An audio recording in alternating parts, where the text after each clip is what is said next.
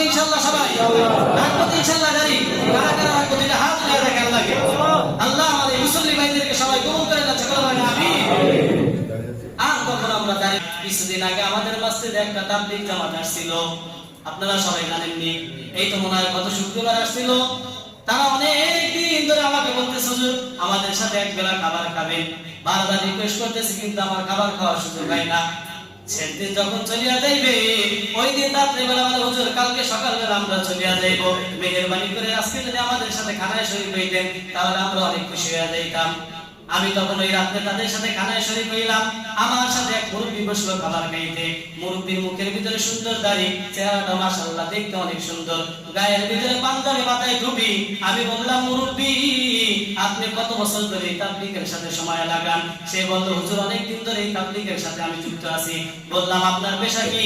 সে বলে আমি একজন সরকারি কর্মকর্তা। সরকারি কর্মকর্তা?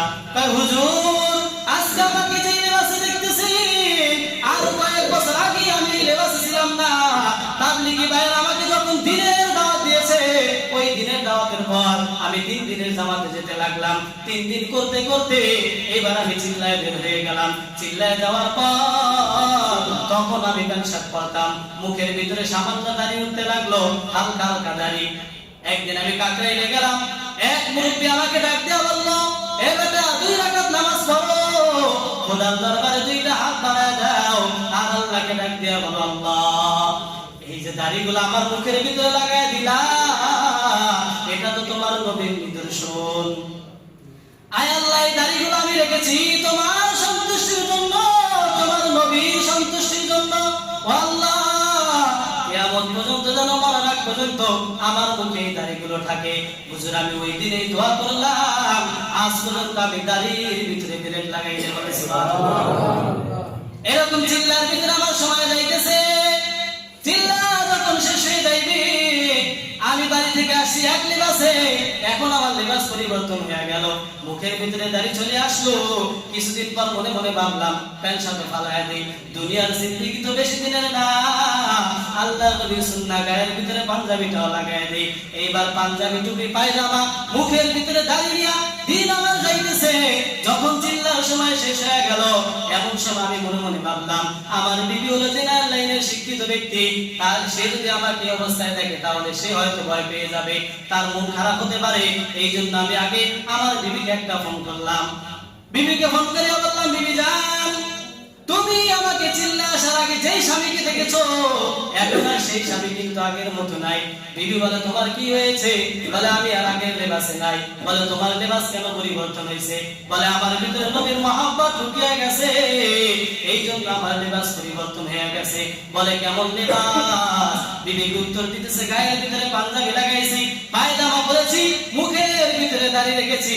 এই কথা শোনার সাথে সাথে আমার বিবি হাউমাউ করে কান্না শুরু করে দিছে।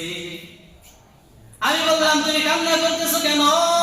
বিবি বলে আমার বংশের ভিতরে যখন কেউ দাড়ি রাখতো তখন আমার কাছে দেখতে সবচাইতে খারাপ লাগতো। বলেন না নাউজুবিল্লাহ।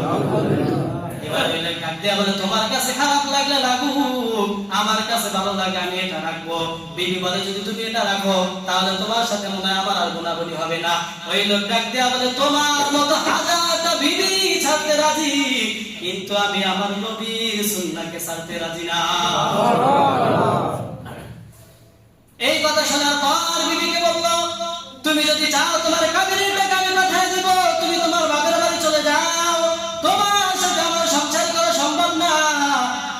ঘোষণা দেওয়ার পর বিবি এবার শাশুড়িকে ডাক দিয়ে বলে দেখেন আপনার ছেলে আমাকে এইগুলো কি বলতেছে, সে নাকি দাড়ি ছাড়বে না, প্রয়োজন হলে আমাকে ছেড়ে দিবে তাও সে তার দাড়ি ছাড়বে না।